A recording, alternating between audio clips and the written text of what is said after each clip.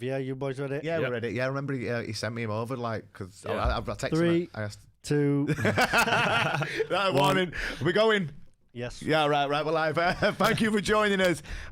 We've got a serious fucking badass with us today. My friend, BKB World Champion, Bare Knuckle, fucking rock hard bastard, Rico Franco. Thank you for coming in, mate. We've got fucking loads to talk about here because your career, you've fought under every different rule set. You're the current Bare Knuckle World Champion. You've had a serious health scare and nearly died, basically, didn't you? Now you fought your way back to fucking full fitness, full health. You're defending your world title again now, and I'm pretty sure doctors told you wouldn't be able to fight again, didn't they? Yeah, definitely. Well, it said minimum like 2 years or something like that. Yeah, exactly. So there's a lot to get through there. I'm looking forward to hearing all about your story. First things first, got a few sponsor shout-outs to do. First, obviously, Manscaped. Don't know if you ever used one of these, Rico, but it's basically a fucking bollock shaver, mate. But this is not just any bollock shaver. This is the Lawnmower 4.0. Schoolie, have you used yours yet, mate? Yep. Yeah, there we go. Now we're playing. It's a lot better than the yeah, third one. this is next level. This. A few of my friends recently they bought one and they went, "Oh, it were a bit more expensive, but you get what you pay for." And this is like a serious fucking bit of kit. Obviously, there's not just this. There's like the nose ear hair trimmers, all sorts. Ball toner, ball wipes, everything to do with like your balls. But this isn't just for your balls. I do my whole body with this one. Obviously not my face. I don't go near like my gooch and my fucking dick and shit and then go near my face. I don't do that. Have you seen the newspaper they give you? Yeah, I've seen it. Yeah, it comes with a box, doesn't it? Pick all your pubes up. Yeah. Do you know what we need to start doing here? I'll tell you what, because Joey Diaz, mate, his shout-outs for these are unbelievable. And I thought about doing that because he just came in with a big fucking bag of pubes. Then he just went, right, this is all my pubes. This is me. I think we'll leave that, though. I don't think Rico would appreciate me doing that on the middle of the podcast. I need my arse hairs doing something. Mate. Honestly, no tagging whatsoever. It's just straight smooth. Yeah. As always, use the code KICKIN and you'll get 20% off all their products. Next one. This is a product, this is Game On by Honor. This is like a nootropic. It's good for performance. It's good for focus. It's good for concentration. I use this every day. It's worth saying as well, this isn't one of my paid sponsors either. This is just something that I use daily. I feel like when I don't use these, I feel like my brain's all foggy and stuff. But I jump out of bed, I have 2 of these with my cup of coffee, and then I'm good to go. It says on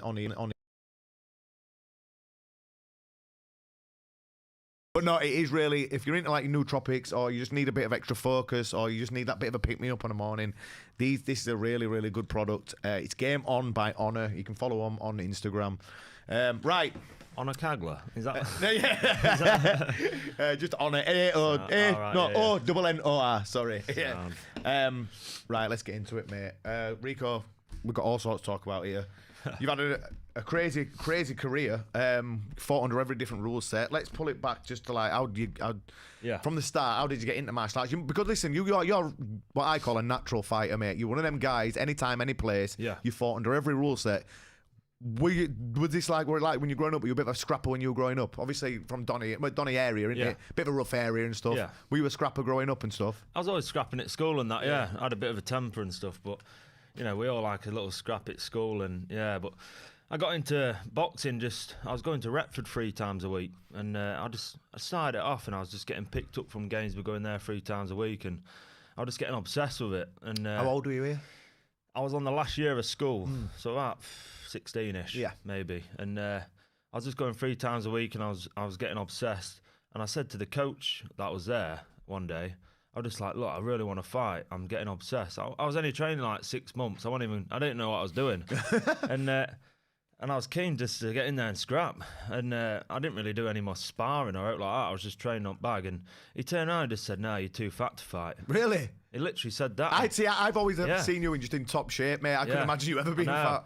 Well, back in the day, like I was a bit chubby. I wasn't like proper fat or like I was a bit chubby. Like Rick Waller. No, Rick Waller.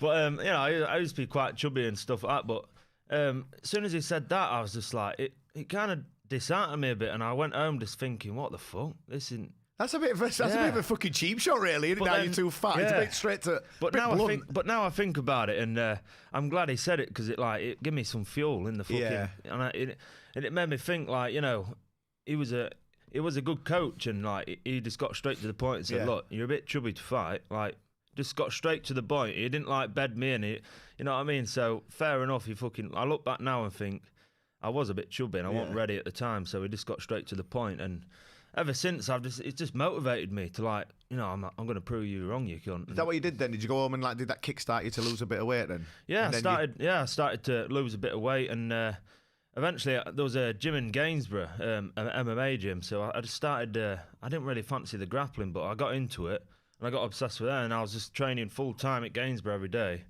just getting in there, getting trained, like I was smashing the training out daily. And yeah, like I say, I just got addicted to it, and probably after a couple of years of training, I got competed. So you were doing only boxing at first then? Did you not end up having a boxing fight first? With MMA, what you did?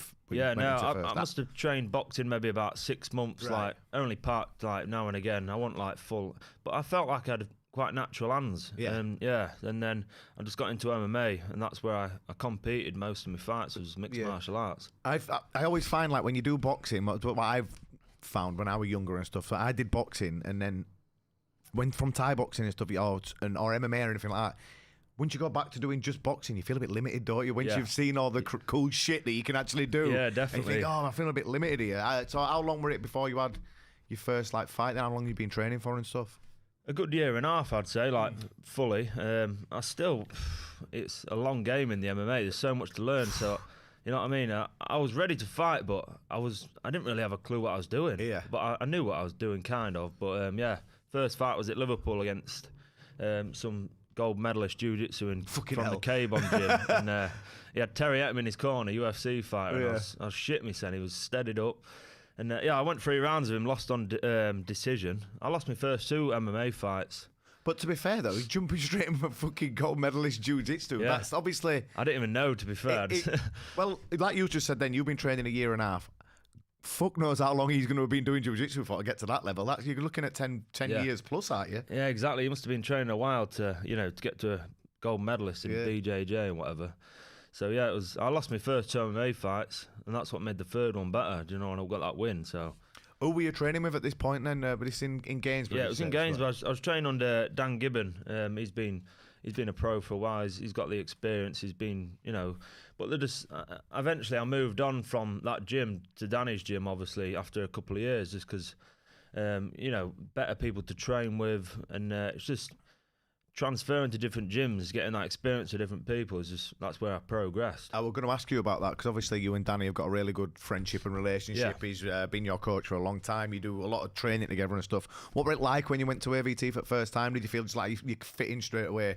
Because obviously Danny's fucking mental and he's crazy. Did you feel like you just fit in straight away? Crazy, yeah. So he taught a seminar at the Gainsborough gym, and after that seminar, I like the way he teached. I like the guy. He's funny, and I just went over to Fawn, and I just got obsessed with training with him, and he brought me on a long way, and I just had a good connection with him, to be fair, and then that was it. From there, and we just took off. Obviously, you've fought under, like we mentioned this earlier, you've done all the different rule sets.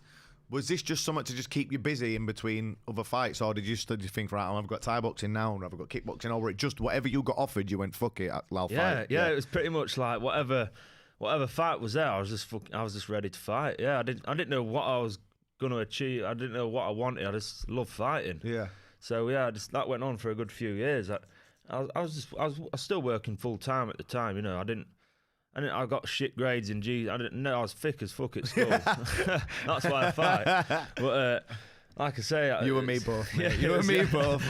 I think that's most fighters. But I just thought, fucking hell, I'm gonna get fuck all. I'm gonna get nowhere in life, unless I just fucking, I wanted something to enjoy. I enjoyed doing it as well, and I got obsessed. So yeah, that's where it went really. So when you moved to AVT, then obviously did Danny have like a lot of other decent fighters for you to train with and stuff? Were you not used to that at the Gainsborough gym? I wasn't used to that. He had full of pro fighters.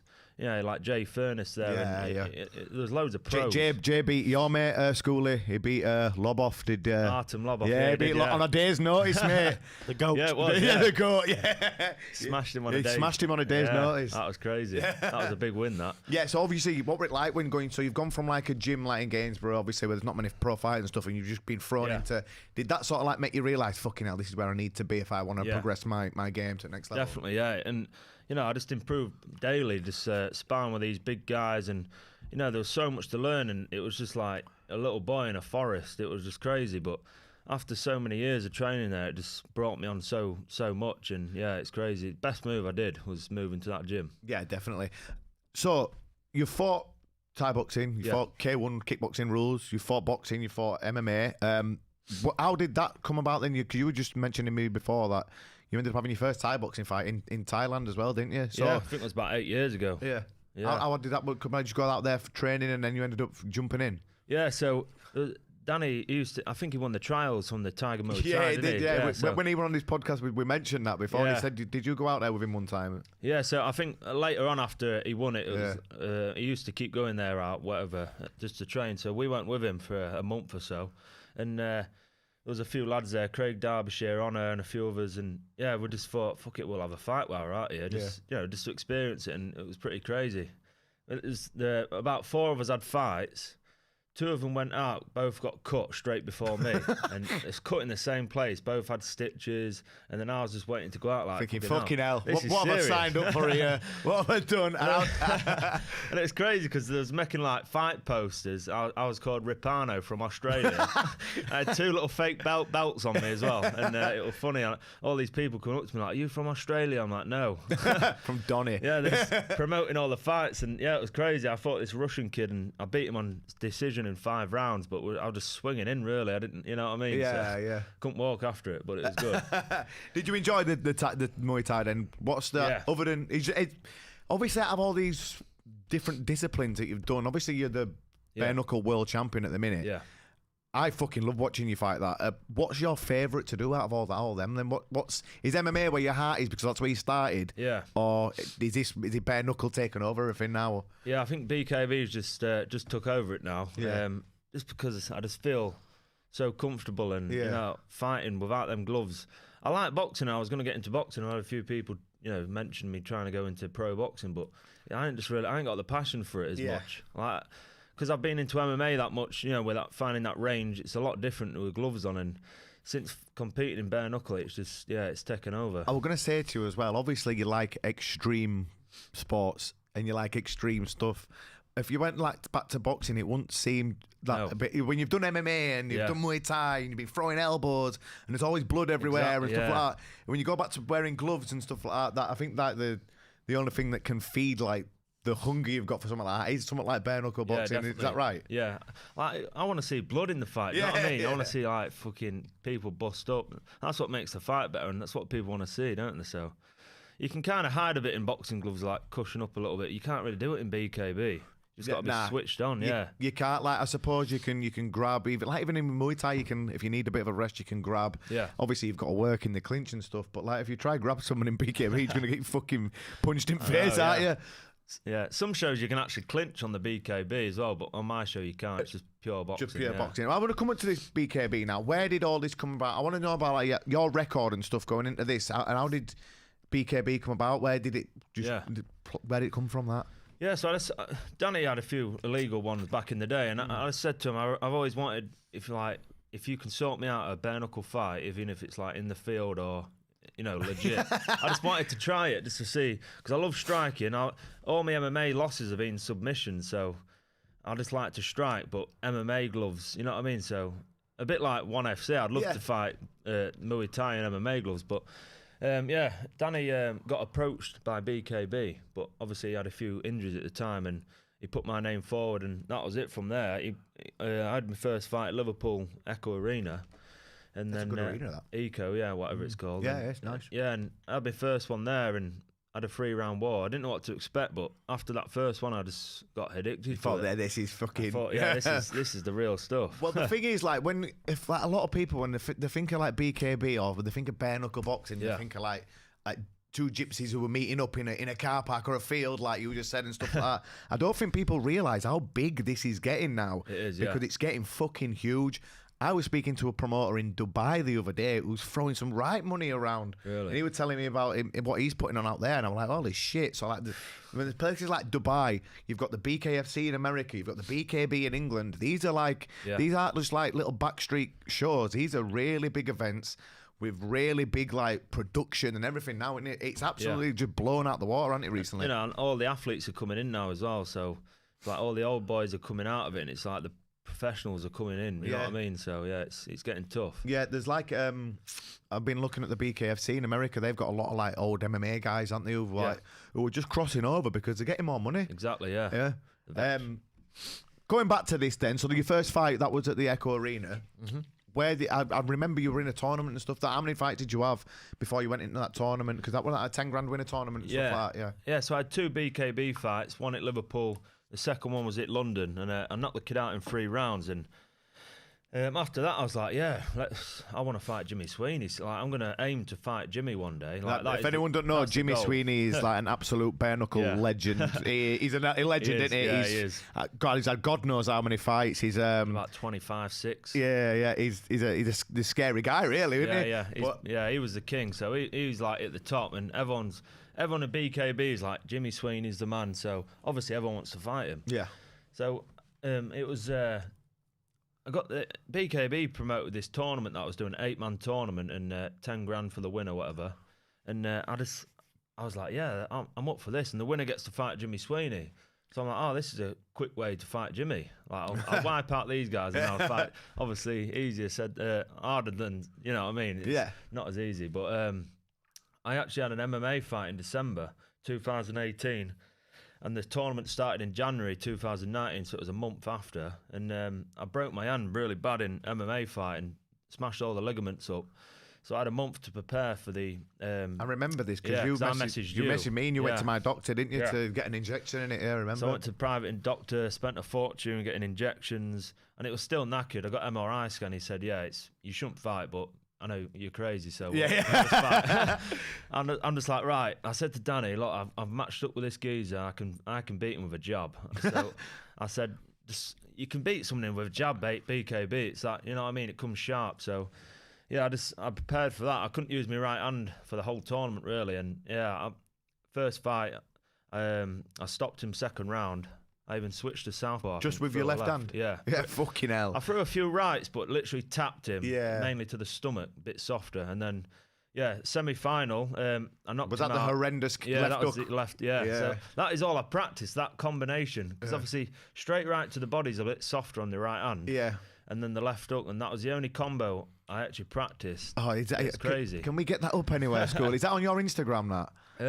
Because you absolutely flatlined him, didn't you? Absolutely, were a thing of beauty, that. But like you said, you went dipped down and finished him with that left hook. Yeah, perfect time. If you can find that, School, while we're talking, just pull that up if you can. It should be on his Instagram or YouTube or somewhere. Yeah. But that was the semi-final then. Yeah. And you've done 2 fights with one hand here. Yeah. So Danny was injecting my hand with lidocaine before every fight as well. Been telling me about this. And it was, I can remember he sent it to some geezer and he was like, mate, you nearly hit an artery there. I was like, what? We didn't even know. We're just sticking it in. But yeah, it did the job. It numbed it. And I thought, fucking hell, is it going to like flop during the fight or what? But no, luckily it was all right. And we got through the first 2 fights. And I managed to spar on the last. So you've done this with no sparring? Shit, you wouldn't be a spar either. Just jab sparring it was. Yeah, just jab sparring. Were you having people like hitting you back just so you could have like your eyes working? Danny was doing a lot of jabbing me, like moving, but I couldn't really spar properly or like that. That was the second one. That was the second. Yeah, here we are. This one. Boom! Down you go. That was the one. Yeah, perfect. See here.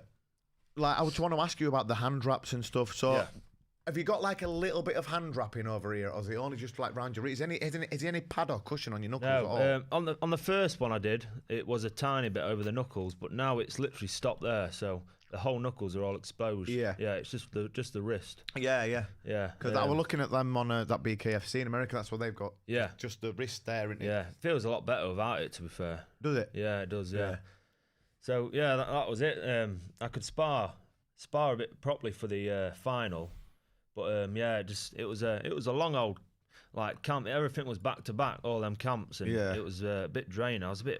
I overtrained a little bit for the final because after that knockout, I was straight back in the gym, so I didn't really have time off. I just thought, fuck it, let's just train again. How were your hands after the fights? Is this slow motion? Yeah, this is slow mo. Yeah. Oh, I think it's paused. Oh no, here it is. Ooh. He was a good boxer as well. He was a good boxer, to be fair. Where were he from? Birmingham. Oh, really? So you've had these 2 fights. The final, then, who did you come across in the final? James Kennelly, he was called. Yeah. Hard as nails. He's tough as out. Yeah. That geezer. Him. So yeah, James went 7 rounds. He knows looks well there, mate. Pointing at him. Yeah. No, yeah, he was tough. Oh, did that go the full distance then? It went full 7 rounds. It's 7-2 minutes. It is. Yeah, 7-2s. Yeah. That's a long time to be fighting with no gloves on. It was 14 minutes. Yeah. That is a long time. How did that fight go then? How did that pan out? It went good because I won, but it just didn't go to plan. If you know what I mean. Like, I didn't feel myself like I did on the other fights, but everything just went out the window. You see the hand wraps there as well. Look. Yeah. Everything just went out the window. It was just brawling really, and it was a good fight. And my head was sore after that one. I bet. So you must have been like thinking, hey, do you know what? I'm fucking all right at this. Yeah, definitely. And obviously, like coming up next, you've got Sweeney. How long did you have to prepare for that? Were you a bit nervous or before that, or did you think, you know what, I'm going to beat this guy? Yeah. I was a bit sore after that. Obviously, back-to-back camps, so I had a good month rest. I just had a bit of time off, and then that was in June, July, and I fought him in November. So right, so you had quite a bit of time. Few months, yeah. But just before we go into that, how did you differ your training? Obviously, you've been doing a lot of MMA training. Yeah. Did you bring a boxing coach in, or were you just still working with Danny, or what did you do to like? I was training jiu-jitsu. I was actually training MMA while fighting. So this is the only time, like now, I've actually had a proper boxing camp. But right. I was, believe it or not, That's crazy. I was training jiu-jitsu for pretty much a lot of them. Obviously, the final. Were you hitting pads or all? Yeah, I was hitting pads. Yeah. I wasn't sparring MMA. I was just sparring boxing. Yeah. But I was still keeping on top of the grappling and stuff. But obviously in the tournament, I wasn't doing much grappling because my hand was fucked. But for the Jimmy fight, for the first Jimmy fight, it was just pure boxing camp. I did a bit of wrestling and stuff, but I still doing a little bit of MMA. But I wasn't doing any jiu-jitsu. Yeah. That's crazy that you're training to fight like the best bare knuckle boxer this side of the planet, and you're training jiu-jitsu. Crazy, yeah, I know, it's mad.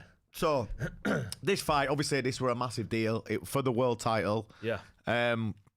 What were it a bit surreal? Thinking, you know what, beginning of the year, I'd never even had a bare knuckle fight. Now I'm fighting for the world title. Was that a bit surreal going into like that? It was a bit crazy. It's happened. Everything just come like really soon, and like before, like the start of the tournament, I was just visualising Jimmy over at the time. I was like, right, I kind of overlooked these guys, and I was just thinking of Jimmy, even though it was a bit bad. But yeah, I just all I was thinking about was beating Jimmy, and I kept thinking it that many times. Eventually, it was there and it was happening. I thought, fucking hell, this is crazy. Talk us through the fight a little bit, because obviously it were a fucking tough fight, wasn't it? There were blood. There were a lot of blood. Just talk us through about what happened, mate. Yeah, so I had a really good camp, to be fair. Not many injuries, thank touch wood. And just when I was fully prepared, I did a bit of coaching with John Wattham as well. Donna Danny's mate's got me into him, and did a bit of the mind coaching a little bit before I went in, just visualising stuff. And I was so confident going into that fight. It was the best fight I enjoyed the most as well. Like, no nerves. It was just more excitement, and it was the most relaxed I've been as well. And yeah, I performed really well. I went out and I just felt so comfortable. I got a bit too comfortable. Then he dropped me in round 3 twice because I was pulling stupid defence lab shapes. Which shape was? Your and Danny's fault. Yeah. It was funny, but yeah, it wasn't funny in 3rd round because got a bit too. That was a bit stupid, but I won't be doing that in the next fight. Definitely not. So you actually stopped him, didn't you? Was that what round was that? Round 6, opened up a big cut. I think I think it started round 2. I caught him with 2 big right hands and it opened up a big cut on his jaw. Was your right hand all right by this point as well? It was all right, yeah. I didn't have to numb it for this one. So it was all right. It wasn't 100%, but now it's healed quite well now. But yeah, I caught him with some big shots in the second, and I just kept chipping away with that jab, nice, and I was just in and out, nice and quick. I was just trying to be in and out quick, like boxing him, and it was the most technical I've been.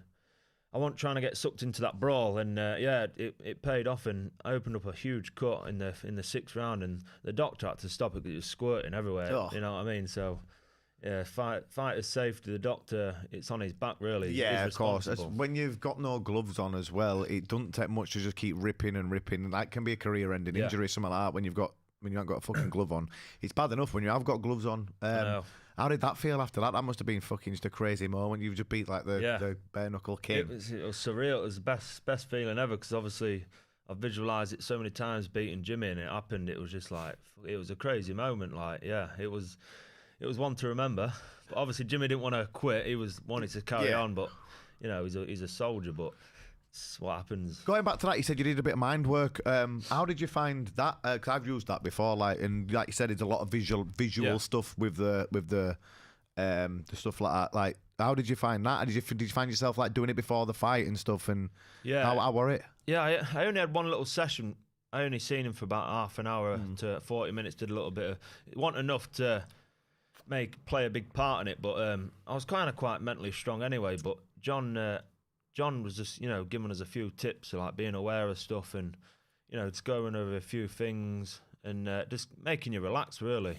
And he gets you in a good place. And Danny introduced me to John because he's done a lot with him. And yeah, it's just one of them people that is just so positive being around. Good atmosphere, gets you in a good place. And yeah, he's like my dad. He rings me every day just to keep me in check. Yeah. So yeah, he's bang on. I'm glad I met him, to be fair. So obviously here you've going from, you're on a fucking massive high. Yeah. We then went to, obviously must have been one of fucking the biggest low of your fucking, not just your career but your life, obviously. So what happened? Colitis, ulcerative colitis. So this, me and you had just done a training session, haven't we? Yeah. And then we did a fucking really solid session. We went hard on pads and stuff, me, you and Danny. And then Danny messaged me that night, and then he rang me and went, oh, he's fucking in a bad way, he's Rico, he's in hospital. And I'm thinking, thought you were absolutely fine earlier. No, yeah. Just talk to us a bit about what happened, and because you're on death's door, weren't you, at one point? Yeah. I've had ulcerative colitis for about 8 years, probably. Just like suffering bad. It's autoimmune disease and bowel disease. Got ulcers all in your colon. Constantly just shitting blood, running to the toilet, cramping, makes you ill. Like, so were you doing all these fights with this already then? Yeah, whole career, like pretty much every fight has been, shitting blood before the fight. Fucking hell. Yeah, pretty much. I thought it had just like come on then. I didn't realise you'd carried it your whole career like that. Yeah, pretty much. It was pretty much got worse when my mum passed away probably about 7 years ago. That's when it like proper, when the stress causes it more, but that's when it hit bad, and I've just been allergic to every treatment they've given me, and always had bad reactions. I've always just been ill, to be fair. Like every fight I've been sick fucked. Yeah. But I never make an excuse. Like if I've lost a fight, I'll never like say, oh, I've had colitis. I've never fucking ever once said, I've made it an excuse, because it's my choice. If I get in the ring with this illness, it's whatever, innit?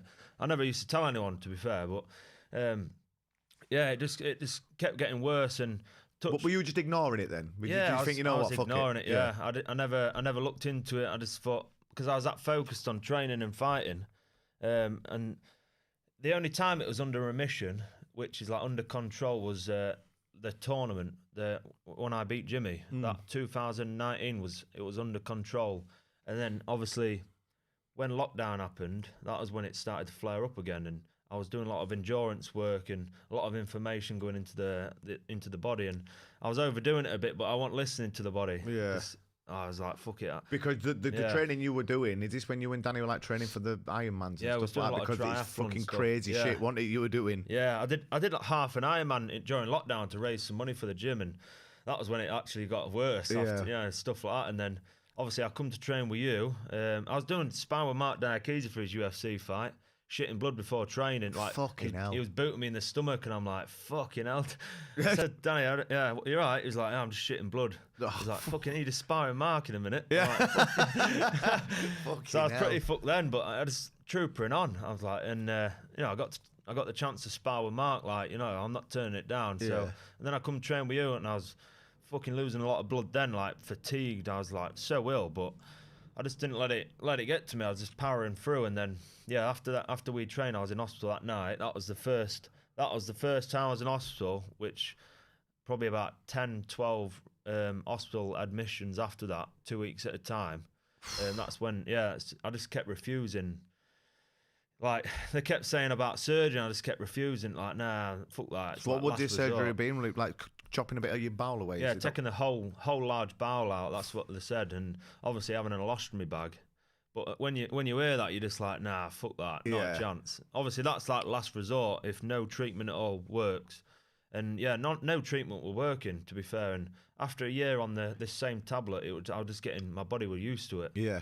So I was on these strong biological treatments, and nothing was working. And yeah, I just got to the point where they was putting cameras up, and it was that bad. They said it was either going to just it was going to puncture inside and rupture, and obviously that's going to cause like probably life threatening. Yeah. Or it's going to turn into cancer, and you'll probably die anyway. So I didn't really have a choice. Yeah. So I just thought, after so many hospital appointments going back and forth, just had to bite the bullet type. Yeah, I said, right, one more week, let me just try this new diet. I was trying all sorts of diets. I lost 12 kg, I think. Yeah. And I was in it. I couldn't do it for about probably 4 months. I was just stuck in the house. I couldn't go out of the house. It was just affecting everything, like my whole life. I bet this was like taking a mental toll on you because of how active you've been for the last like 10, 12 years or whatever. Yeah. That must have been like been absolutely sending you insane. It was, and we actually, last lockdown in September, I was due to fight Jimmy again because we thought, we're going to get this fight on because we're going to come out of lockdown. So I was actually training. I was in hospital on a drip, and I was like coming out for little walks and runs, just trying to. Fucking hell. Because in my head, I'm like, I'm still going to fight him. It was stupid. Like, when I look back now, I'm thinking, what the fuck was I doing? Well, you know what? Like we talk about mindset a lot on here, like, and there's how like some people do it, and some people talk about doing it, and some people are just pussies. But that is ridiculous, mate. That you've been in that mindset for 7 or 8 years with it, knowing it's there, and just ignoring it and getting on with it. Yeah. And still, like, you're in hospital and you're trying to come out and run and stuff like that. That's crazy. Yeah. Sometimes the mindset can.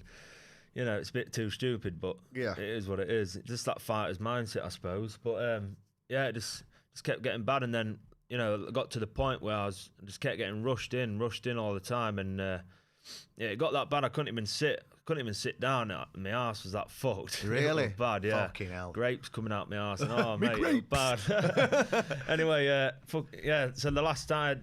I was on morphine. Surgeons were coming in at 3 a.m. They was just saying, like, you need surgery. I'm just like off my head going, what, like right now, like you need surgery? Yeah. Like, I'm like, what the fuck's going on? I'm like, I'm not having surgery. And I just broke down. Like, I was just fucked. I was just mentally fucked, like completely. Like, I didn't know what was going on. I didn't want to speak to anyone, not even my family. And obviously they couldn't come and visit me. It was during COVID. And eventually I come to terms, and I spoke, and it was like, right, you're going to have surgery. So I was just like, right, I just want to go home for a few weeks just to accept it properly, and then, we'll go in and have it. And they said the sooner the better, because it'll probably rupture, and you don't want that. You're going to have emergency surgery then. Yeah. So I went in a few weeks later, and we got it sorted. And Danny was like, look, you can fight boxing. You can get a groin guard that comes above it. Yeah. So after that, I was like, fucking hell, yeah, sound. I'll be all right then. So I had surgery, and that was it. I was like, fucking right, let's get back on the mend. Started doing a bit of walking. And 2 weeks after, I started getting fucking pains again. I'm like, fucking hell, is this never going to end? Started getting bad blockages. Because internally, there was like a stitch a little bit too tight, and it was causing severe swelling. And 3 weeks after, I was getting rushed in, like, hospital a weeks at a time again. And they had to have emergency surgery again to refashion the stoma or something. I was awake for that surgery. Yeah? Yeah. So oh, God. I didn't even know. They said, right, you're having surgery tomorrow. I was like, yeah, sound. Put an epidural in my back, and they was like, right, you're going to put me to sleep now? I was like, no. No. I'm like, fucking oh my God. I was like, fucking hell, this can't get any worse. Yeah. And then, luckily, touch wood after that, I had severe sickness. That was the worst time. That was worse than the 8-hour keyhole surgery I had first. Yeah. And after that surgery, touch wood, I've not had any more problems. And I just got back on the mend slowly. And yeah, it was crazy. You must have been thinking at some point, you know what, it's going to be fucking forever before I get myself back in in any sort of shape to compare to what you were, because you're always one of the fittest people I knew, but now you've come back and you're fucking back in like ridiculous shape. Yeah. How did you find it? Have you obviously lifestyle changes, diet, etc. and stuff like that? Have you put all of the new stuff in place? Has your training changed at all? What have you done to get yourself back in that condition? Yeah, to be fair, like, a lot of it's mentally. Like, the more positive you are, I think that helps the most. Because a lot of people, I'm on this Facebook group and they're all negative, like with this bag, and they're like, oh, I just can't cope anymore, this and this, and they're always moaning about it. But I can see why they're moaning, but I'm just like posting positive stuff all the time. I think it's mainly in your head. Like, I don't even know it's there now. I forget. Yeah. I'm just like, were you conscious of it when you first got it and stuff? Because obviously you said that you didn't want it at all, did you? But no one's going to want that, but were you conscious of it? Don't get me wrong, the first couple of months were fucking weird, like, and it kept ripping open because I was rushing back training. And it was strange, like, seeing that there and, you know, changing my bag and not going to the toilet. I can't even fart anymore. Yeah. It was proper weird, but just slowly getting back to it. And like I say, John and Danny was always there, like, keeping me, ringing me and keeping the in a good spot. My brother as well, my partner. Yeah, big shout out to my partner, Jesus. I don't know if she's put up with some shit, literally. But yeah, just literally just, I thank Jimmy really, because we had this big rematch, and that is probably that's the main thing that's got me motivated to come back stronger. Yeah. Because if I didn't have this in place, it would be harder, you know, something to motivate you for. And I knew I had unfinished business to do, so I thought, fuck it, I'm gonna get ready for this. I'm gonna fight him soon. But obviously, surgeons and doctors, they're like, yeah, probably I'd say 2-3 years before you can fight. But it's been about 8-9 months. Yeah, and you're already back in like absolutely ridiculous shape. And I seen you put something up over there on board. So I did a triathlon. Yeah. So like to get yourself from, you're in an hospital bed on death's door, and now you're doing triathlons in 8 months. Yeah. What was that about? Was it just a bit of fun? Yeah. So. No, there we go. I was getting into triathlons because of John and Dean. Basically, so after surgery, John was giving me a bit of he basically booked. So after surgery, it was December, and I went to John's and he said, right, give you a bit of motivation. I've booked you a triathlon for September, next year. Give you plenty of time. You should be all right by then. I was like, yeah, hopefully I'll be all right. I should get going. I've done 3 by then, and I'm fighting in September. Yeah. It's like, what the fuck? But Dean, John put me on to Dean, who's John's coach, and he's like fucking crazy, like super fit, like top 1% in the world at his age group. And he gave me a plan for about a few months, and I still do a plan off him now, but he's given me a triathlon plan just to get fit, train smarter, doing a lot of endurance, just keeping the heart rate low for a few months until I'm fully recovered. So I was just training loads of endurance and just training smarter, really. Yeah. And with a proper plan. And it's crazy how much like the world of triathlons opened up my eyes to like training, nutrition, fueling your sessions, and it's made me a better fighter. Like training better now in MMA, bare knuckle boxing and boxing, everything really. So. Yeah, it's been a massive eye-opener. I always say, like, as people, especially as you get older and if you've got injuries or anything like that as well, like, training smart is just something like people, when you're younger, it's like, fuck it don't matter. I know, yeah. And then as soon as you, like, get close to 30, you're like, oh, fuck's sake. I'm fucked now. Definitely, yeah. For a triathlon, like, something like that, like, how long did that take you to do? Were you doing it in, like, decent times and that? Because... Yeah, I think I come, like, third in my age group. I was going to say, I'm going to say you came, like, yeah. I know, yeah. It's crazy. Like I've always been quite fit. I've always like been good at swimming and always been active. I've always had a good endurance. But I think since that couple of months training with Dean, he's got me super fit and just like you say, training smart, not overtraining. And it's different. Like it's tough, but like I say, I was getting obsessed with triathlons as well. I had to back off. You've got like obsessive personality, haven't you? Yeah, I just want it. It's weird. I want to really train triathlons, do Ironmans, but then I I can't because I want to do boxing. Yeah. I got to find a balance. So you've the rematch is coming up, isn't it, soon? Like you are we 2 weeks out from that now? Yeah, about 2.5 weeks. Yeah. How's your prep gone for that? Have you got like a game? Obviously, I don't want you to give it away, but have you got a game plan set in place, or you're gonna try and just do what you did last time, or what? Or how's it all going? Because this is like a massive big deal. He's gonna be out for blood, isn't he? Because like you said, unfinished business. Yeah. But look at that. That's from the first fight with you two. I'm looking forward to it. How's the prep gone? Talk us through it all. It's been really good. Yeah, obviously the triathlon training got me fit, super fit. I've done about 3 triathlons, and that's just given me a good base to go in. Ready, more than a base. That isn't it? 3 triathlons. So the original fight was August the 14th. So I started camp. And obviously it got pushed back to September, so I've had a bit of an extended camp, so I've had to back off a bit. Yeah, I overtrained a little bit at the beginning, but yeah, it's sorted now. And yeah, I've been training at Luke Fisher's. So shout out to Luke Fisher. He's pro boxer 5-0 under Carl Greaves. He's got his t-shirt on it at the minute. I've been sparring, doing a lot of training with Luke as well. So he's helped me a lot in this camp. Obviously training with Danny, working the game plan, going to Carl Greaves as well, training with his pro boxers. I'm just training with pros daily. That is something that you haven't done before as well, isn't it? So like he's obviously going to brought your game up another level, which definitely, to say that you're unbeaten and you've been training jiu-jitsu, that is exactly. So just been training at MMA gyms like most of them. So this one's been a proper. You must be looking forward to like putting your new skills in on show. Yeah, definitely. Yeah, I'm really looking forward to like performing, see how much I've improved, because I know I've improved like massively. Yeah. Because even like just during lockdown in my garden, I was improving, just drilling on my own in my on the bag. I was just like making sure, I was improving in the areas I was struggling in, and I improved in lockdown before I got ill. But then now, training with these high level guys, boxing. Pure boxing as well, they're bred for it, and it's brought me on massively. I've always like found like, although I think like I'm a good boxer sometimes, whenever you go fucking spar a pro boxer or even an amateur boxer, you just get fucking pinged all. Well, I do, because Thai boxers' feet, so like your feet and your footwork and stuff like that, you just stuck to the floor a little bit, aren't you?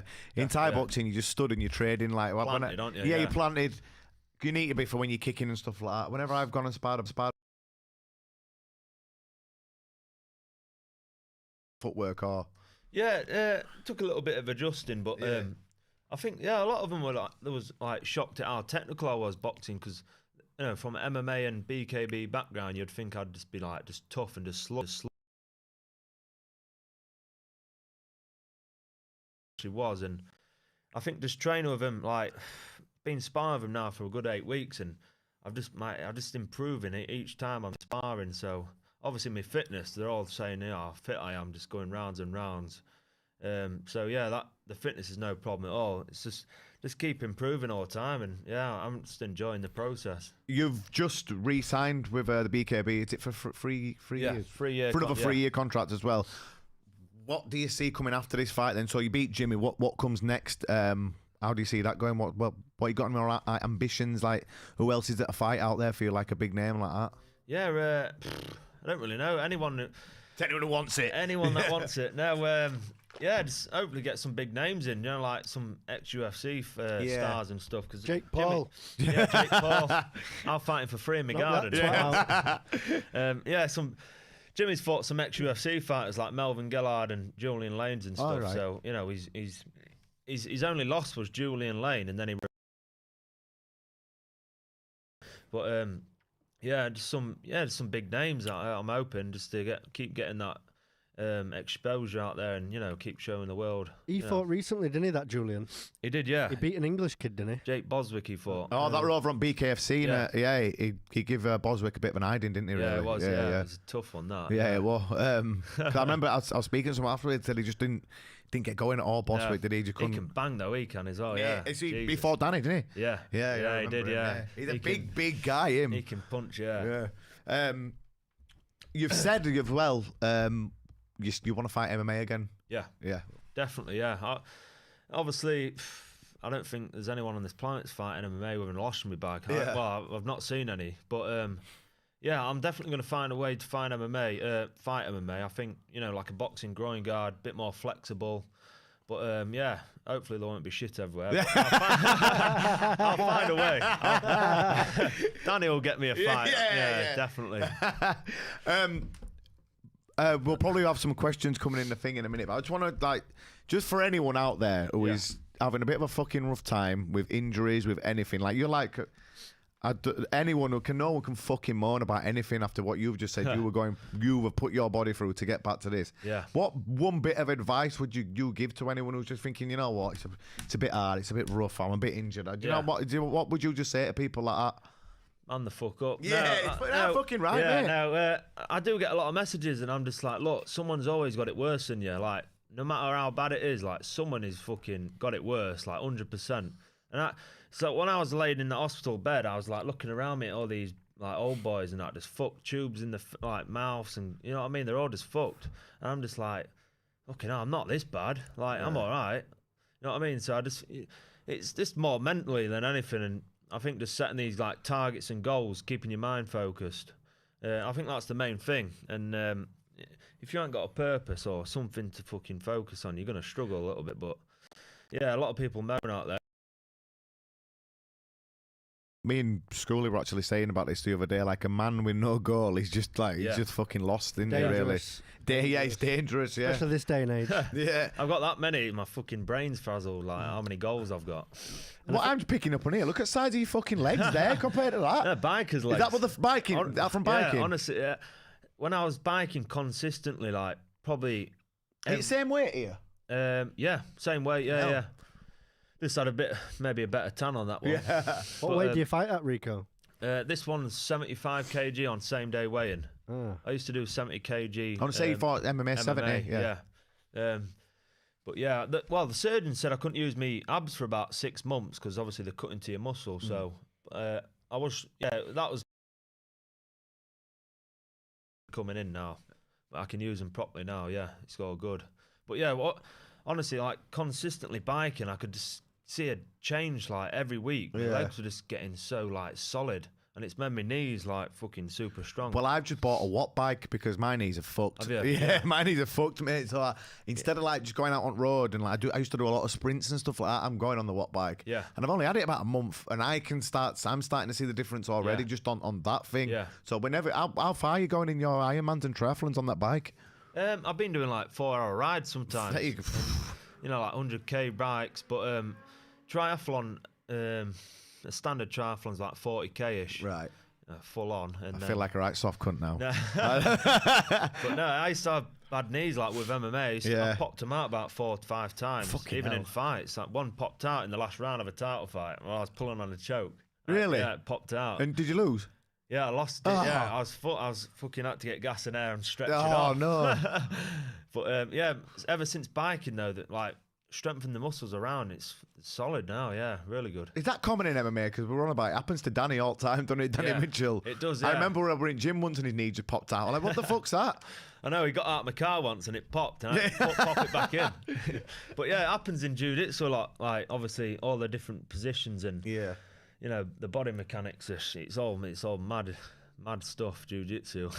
Yeah, Schoolie, do we have any questions coming in? Does anyone want to ask Rico anything? A lot of supportive comments coming in. A lot of people offering me straighteners. Yeah. No, a lot of support coming in, but one guy's asked, Rico, have you ever tried going on a veggie juice fast for your colitis? No, definitely not. I can't not eat meat. I've got to have meat in there. Is there all that flares it up? Like, what sort of food will flare that up like yours? Yeah, like a lot of when I had colitis, a lot of sugary, like processed stuff. Obviously, gluten and dairy were the killer. I think dairy. When I was looking back, I was drinking I was having protein shake every day with full fat fucking dairy milk in, right? And that's definitely like messed my stomach up. And that messes me eczema up as well. But since like reducing the dairy and stuff, it's definitely helped. And I can't, like, spicy stuff as well. I can't be doing that. Yeah. Go straight through. Yeah. Ring a fire on that. Jesus. I was reading something about like stem cell treatment the other day, and that was just saying like sugar and dairy. Yeah. It just fucks your stem cells up. So like if you're going to get like a stem cell injection in your knee for 6 weeks, you've got to eat so clean because if you don't, you're just fucking your own stem cells. So I don't think people realise like how bad dairy is for you. Yeah, because of what you were just saying then about having a protein shake with that milk in. I used to do that all the time, and I'm just trying to change to like oat milk and stuff like now, and then more water and stuff like that in the proteins. I did get on the old Kefir Milk. I make my own Kefir Milk at home. I don't know if you've heard of it. It's like fermented milk. No. So it's like you put organic milk in this little tub, and it's got grains of kefir. There's like 5 little grains, and it's like live bacteria, and it's like when you pour the organic milk in, it ferments over like 24 hours, and the next day it's like fucking disgusting sour and like. It's horrible, but it's like there's so many fucking. You're not selling benefits. it, but it is good for you though. It's full of like probiotics, prebiotics, and apparently it's really good for Crohn's and colitis. It's a natural anti-inflammatory, and it's so, like obviously colitis comes from the gut, so there's that many bacteria in the gut. It's fucking like a super like good thing for. What's colitis. It called again? Kefir milk. Kefir milk, right? We'll get into that. Kefir. Kefir milk. Yeah, it's like a fermented Eastern European mad milk. I'm looking at that. Yeah, it's definitely got some good benefits. What's this, Rico? This is Channel 4 documentaries. Yeah, with a crazy shard climber. Oh, is that him? Is that him who climbed the shard? Yeah, that's the geezer. So he got in touch with me not long ago, good couple of months back. He just says, look, I'm doing a Channel 4 documentary kind of thing with adrenaline addicts. Do you want to be a part of it? I was like, yeah, definitely. So yeah, he come to Leeds and we did a bit there. He come to my garden, Channel 4. We just did a little quick documentary. Yeah, it was good. Like, how the fuck did he climb up the shard? Don't fuck. He's done some crazy climbs. Did he get arrested for it? Or? Yeah, he got arrested. Yeah. Well, he was going to get the police let him off, but then the shard personally prosecuted him. So really? So did about 4 months. Did he? Yeah, he got. Yeah. He actually got sent down for it. I swear down. Why? Yeah. What? Not hurting anyone other than possibly himself. No, none of the police to give it. Like they didn't care. It was just the shard. Whoever owned the shard was just pissed off. Like it was like that's fucking scandalous. He paid hundreds of thousands just to take him to court and just to get him put in. Wow, that's out of order, that isn't it? You guys should deserve the medal for getting up that. He's done the hundreds, and he's always been like, he always has to get like arrested, but then they just let him off. Anyway. Well, I've seen that guy in America who does that, but he's died now because he fell off that one of them. You're up for CN Tower or something, fell off it. Why are you laughing? Because listen, it's ironic, innit? Come on, it's fucking crazy. But listen, there must be like they don't give a fuck about life. They can't do. Yeah, they can't. He said he was sat because he was on James English podcast and he was saying. Before a climb, a week before, he was just sat there crying in his bedroom, thinking, "Fucking hell, what's going on?" And he's like, and he just until he just accepts death, and then he just goes out and climbs it. He's like, "Fuck it, fuck that." And he's like the buzz he gets when he obviously fucking crazy. The thing is, I was watching a documentary on that Spider-Man with long hair over in America, and he was saying like the higher he gets up and the condensation and the air and stuff, he starts to get slippy, and he has to like freeze in the same spot for ages until it can't. I'm like, fuck that, mate. What the fuck? Imagine being on the wing in jail and everyone saying, "Oh, what'd you go in for, mate? Oh, murder, robbery. Oh, climb the shard." Fuck, mental. Any other questions, mate? Rico, how do you see the future of bare knuckle boxing? It seems to have just come onto the scene, like come burst onto the scene. Do you think it can get as big as MMA? Yeah, definitely. It's escalating. A lot of money getting pumped into it. Yeah. There's some big shows now, and it's all getting, it just keeps getting bigger and bigger. Obviously, BKB's at London 02, but obviously COVID's backed it, a year off. But they're on about going to Wembley as well. Like, really, just progressing, and it just keeps getting bigger. And they're going to do a bit of a cross promotion hopefully one day with one in America. You don't know, so. There's always opportunities coming. Bigger names are coming. It's like what we were saying earlier, like all the MMA guys, a lot of them are going into it now. Because look at Paige Van Zandt. She's on a losing streak and she's still got $250,000 for. Crazy. That's crazy money. Oh, Brad Pickett was on my show as well. Really? Yeah, One Punch. He was on it. Yeah. Is he still bare knuckle fighting? Is he? No, I don't think he's. I don't know if he's interested anymore. I'm not sure. He got beat in his last fight, didn't he? Not sure. On my show, he knocked the kid out. Yeah. Oh, did he? Yeah. So over in America, that BKFC, Thiago Alves, he's won at Champions. He's MMA from American Top Team, I think, isn't he? Yeah. He's from American Top Team. That Hector Lambert as well. Hector Lambert. He's crazy, isn't he? He's fucking nutcase. Tapped. Think he just signed for him, Mendes. Yeah, Chad Mendes.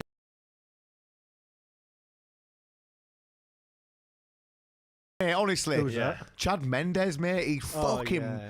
Absolutely jacked it. I was looking at him at pads over there. Solid. He used to fight at 145, which is around my weight. Yeah. So I was looking at him and like weighing him up, but he said he's fighting at 155 now. He said, juiced up. I'm not. Yeah, he said, I don't want to cut weight anymore. That means I'm juiced out my fucking eyeballs. I can't be arsed losing. I've got too much muscle to lose. Have you seen the size of him? Yeah, he's jacked. He's massive, mate. Like a little pit bull, isn't he? Yeah, but like you said, there's so much good things going on with this now. Like there's that one in Dubai we mentioned earlier. I was watching Adam Lobov get his head stoved in by some Ukrainian guy, and he had like loads of sandbags around him. Where were that, Schoolie? I think it was Russia. And the guy, I didn't know who it was, but guy proper give him an ID, and it turns out the guy was ex-WBO champion at World. Really? Yeah, when was that? Recent? Yeah, it was Lobov's last fight, and he just retired. literally punched him into retirement. Jesus. It was some mad Russian promotion, like Liam said, he had all tyres around it and everything. Yeah, they had like sandbags all Was that Valet 2, like bare knuckle MMA? Was it just bare knuckle boxing, over in, I think it were in Kiev or somewhere, or Russia or somewhere like that. But he was saying he gets a lot of money for it now. Like the popular it gets, the more money is getting involved. The bigger the exposure.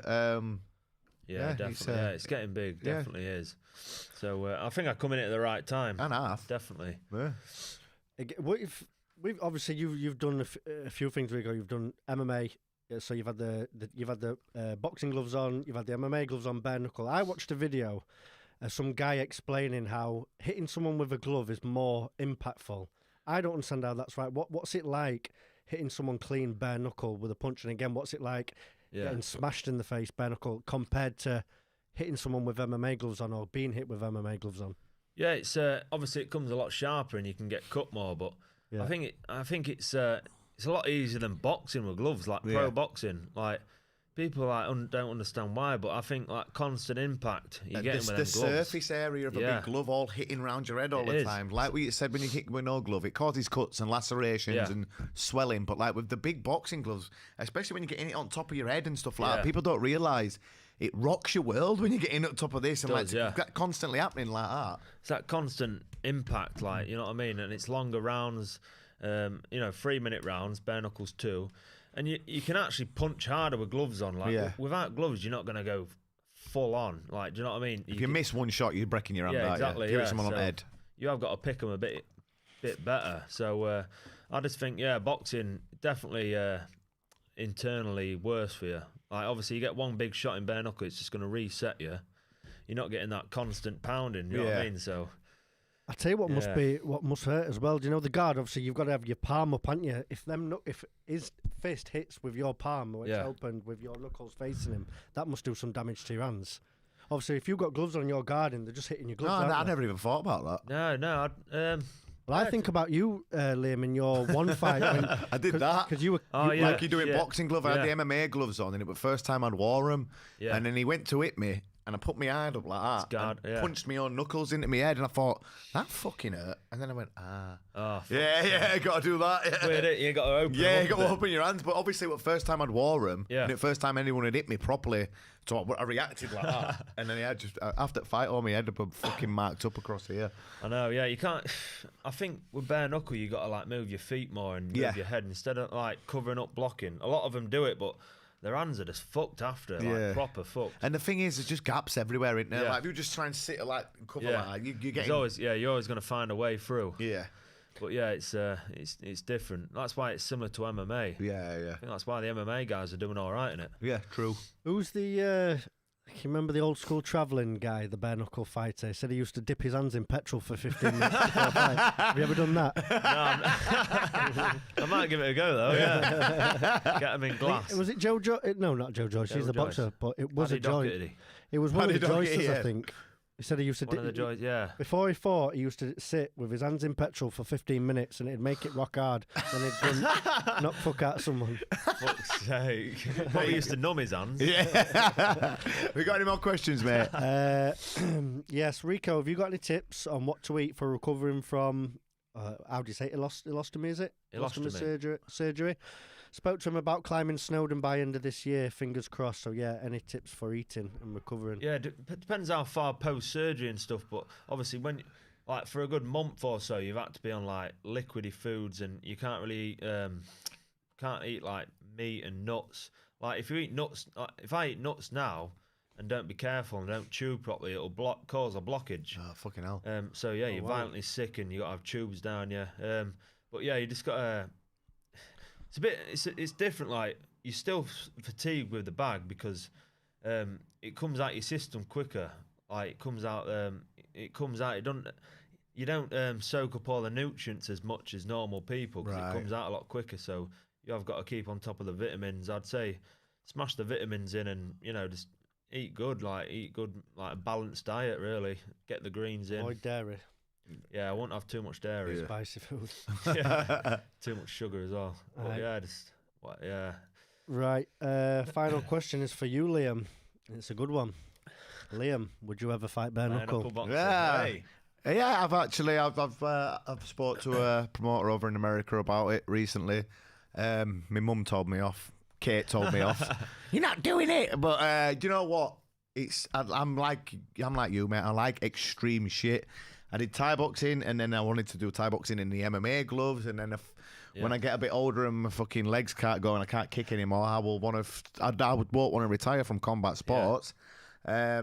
And like you said, bare knuckle, it's extreme, but it's like not as dangerous as people think it is. Like it's not nowhere near as dangerous as a 12-round boxing fight. No, I don't think. Yes, you'll get cut. Yes, you might smash your hands, but it's. I mean, it's similar to ONE FC and them small gloves. 100%, mate. Those gloves, mate. Felt them gloves, and it is pretty much the same. Yeah, that's why it won a massive shock when I went in because it felt the same as pro MMA. Yeah, so I think you'd be fucking deadly in it. Yeah, I would love a go at it. Watch this space anyway. We'll see. That it, Scully, yeah? Yeah, that's it for questions. Where can people tune in to watch your fight on September the 11th, Rico? Yeah, it's on the Fight app, FITE app on your phone or whatever, and then I think it's on Virgin TV as well, but it'll be live stream. It'll be all posted. Yeah. And that's September the 11th, yeah? Yeah, 2.5 weeks. Perfect. Have you got any sponsors you want to shout out? Too many. Yeah, I've got too many, but yeah, they're all really good. If it weren't for the sponsors, I won't be able to train full time and do what I do, and good support from my missus and family as well. That's the main thing, and yeah, it's all going well. It's hard work's paying off. I visualised this like when I was working back in the day full time. Years ago, I was like, I really just want to train full time as an athlete, and obviously at the time it was no way near in sight, but just keep building on it, and keep chasing them dreams, and it's happening. Everything's starting to pay off now, and just loving life. Well, it's very, very fucking well deserved and well earned, mate. Thank you for joining us. Good luck. I'll be definitely watching on September 11th, mate. That was very inspirational. If you want to follow Rico on Instagram, your page is Rico Franco BKB. Yep, give him a follow and look out for his fight in the next couple of weeks, mate. Thank you for coming on. Incredible story. We'll be back next week. Cheers, people. Cheers, Schoolie, mate. Thank you.